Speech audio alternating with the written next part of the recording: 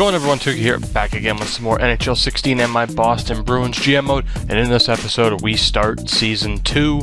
I've already simmed through the preseason. I've decided who is going to start on this team, who is starting down in the minors. So the question coming into this season, the same exact question as last season. Who was going to back up Tuukka Rask? And once again, it was a battle between Zane McIntyre and Malcolm Subban. And we're giving this round to Zane McIntyre. Malcolm Subban struggled immensely. We gave each goalie 3 starts. As you can see, it says Zane McIntyre has played in 5 games. Subban pulled twice. McIntyre, the only goalie with a win. It was a 2-0 shutout win over the Maple Leafs. Not the most impressive stats, but unfortunately, we don't have many options. With Malcolm Subban at an 81 and Zane McIntyre at an 80, there really aren't that many other options. Yes, you have Ben Scrivens, but we'll take a look at his stats. Last year in the NHL, absolutely abysmal. A 1-13 record and 800 save percentage. So he's certainly not an option. We do have a couple of other potential options. Anders Lindback has had decent stats in the past few years. Carter Hutton as well. Michael Layton's tearing up the AHL. But we're at the point now where McIntyre and Subban really need to be getting NHL experience and really just need to start progressing. Taking a look at the defense, and it's certainly a much different picture than in years past. Gone is Zdeno Chara, Dennis Seidenberg, Adam McQuaid. We have a lot of youth in this lineup and a couple of new faces. Torrey Krug, the gem of this defense, is on the first line with free agent signing Luke Shen, just to have an offensive, defensive dynamic. Zach Trotman is getting the second line spot with our other big free agent signing, Jason Demers, and it's Joe Morrow and Kevin Miller on that third line D pairing. Taking a look at who missed the cut in the AHL, Linus Arneson had a horrific preseason, and Colin Miller just again a step below, but we do have some good depth. And then the offense. First line, Michael Bodker, Patrice Bergeron, and David Pastrnak. These guys really need to carry the load. It's going to be a big progression year for Pastrnak. Again, only 20 years old, already an 82 overall. Patrice Bergeron, now our captain. Second line, Matt Calvert, David Krejci, and Seth Griffith. Third line, Chimera, Spooner, David Jones, and Matt Bolesky, Alex Kovalchev, and Brett Connolly. On the fourth line, as you can see, Bolesky is still a 77 overall. I did check out Brad Marchand since we traded him, and yes, he has regrown back to an 84 overall. So it is possible to have these players recover.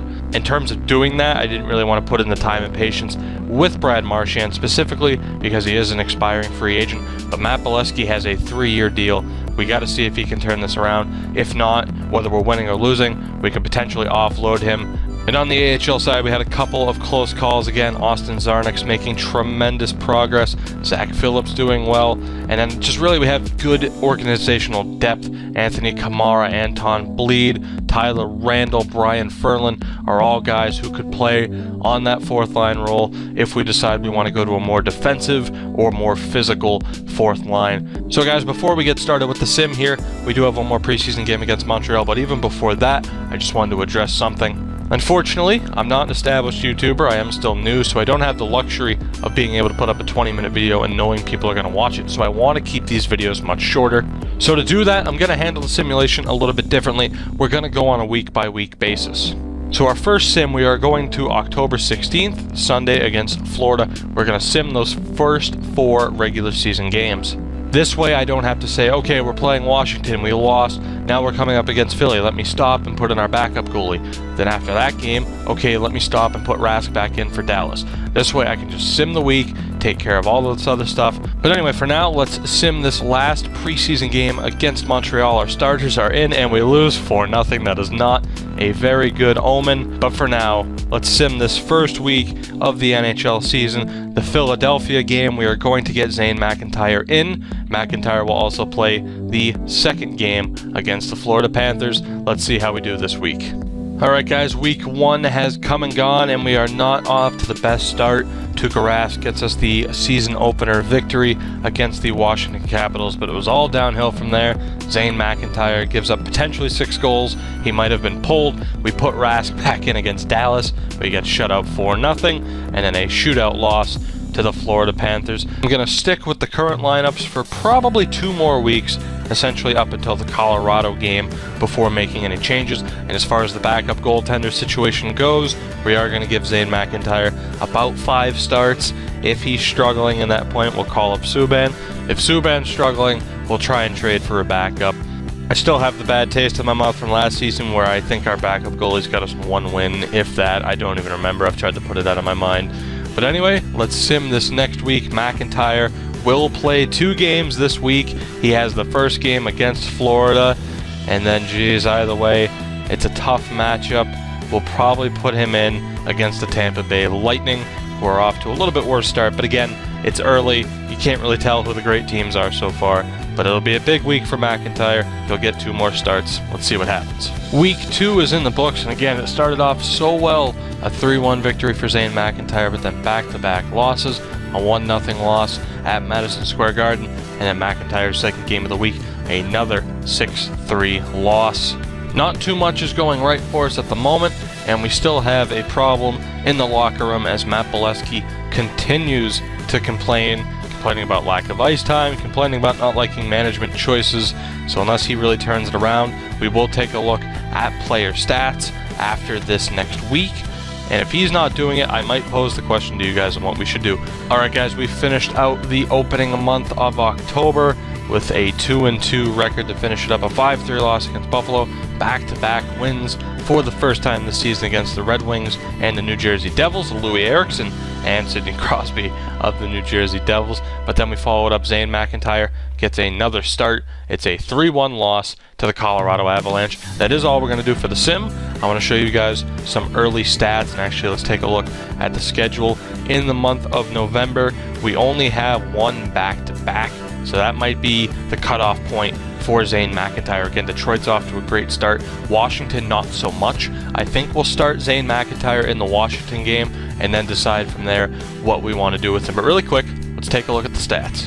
Taking a look first at goaltenders again, and Tuukka Rask is off to a pretty solid start to the season. A 3-3-1 record, under 2 goals against, and a 9.43 save percentage with 1 shutout. He's been carrying the team thus far. He hasn't been the problem. Zane McIntyre, however, is struggling. 1-3 record, a 4 goals against, and an 8.63 save percentage. Again, another rough start. We'll take a look down in the AHL, where so far Malcolm Subban has gotten his team's only starts down in Providence. He is 6-0-1, essentially a 1.6 goals against average, and a 9.43 save percentage. So right off the bat, I'm going to pose this question to you guys. What do we do? Do we give McIntyre that extra chance in Washington and see how he does and potentially make a change there? Say if he does poorly, then do we bring up Subban? Do we bring up Subban right now and give him that Washington start? What do you think we should do with this goaltender situation? Taking a quick look at defense, and there are 2 very evident problems that stand out right off the bat, but we're going to ignore that for the moment. Torrey Krug, our top defenseman, 8 points in 11 games, is fantastic. He's a +2. Joe Morrow, other than that, defensemen really haven't done too much. Joe Morrow, not doing too bad. Luke Shen with Krug, not doing too bad. Joe Morrow's on a line with Kevin Miller, who's also a plus player. The big problem is clearly our second line pairing. This is unbelievable.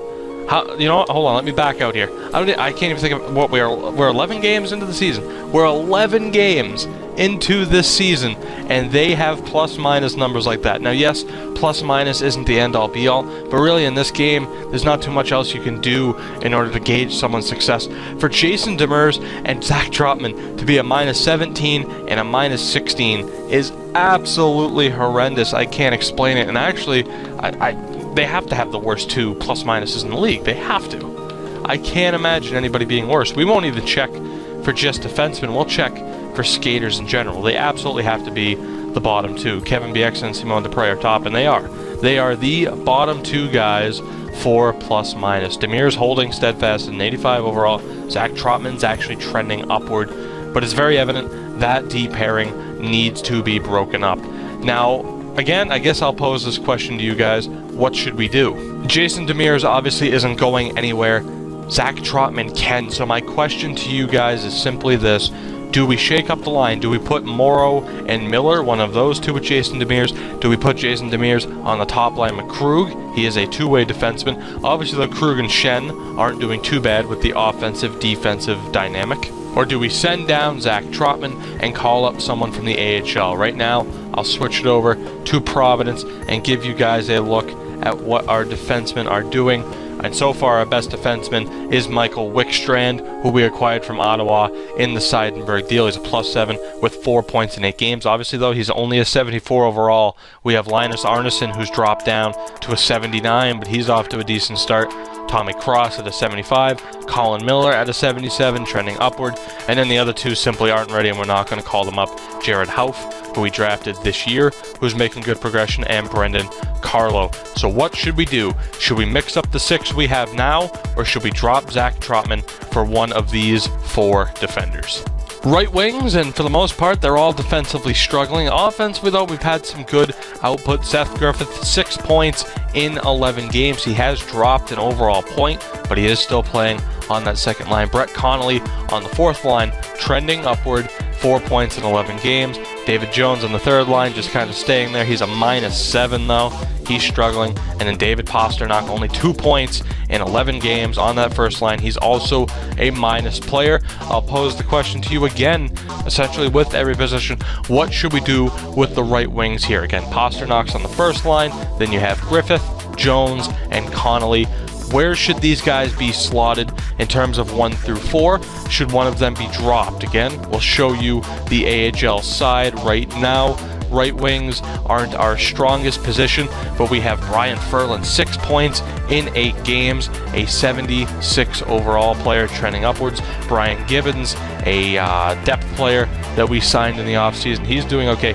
Ben Hanowski's doing all right. And even Tyler Randall, who's up to a 78 overall. He continues to progress. More of a tough guy, grinded out kind of player. Perhaps that's something we need. It is sort of more traditional Bruin style. Let me know down below what we should do for right wings moving forward.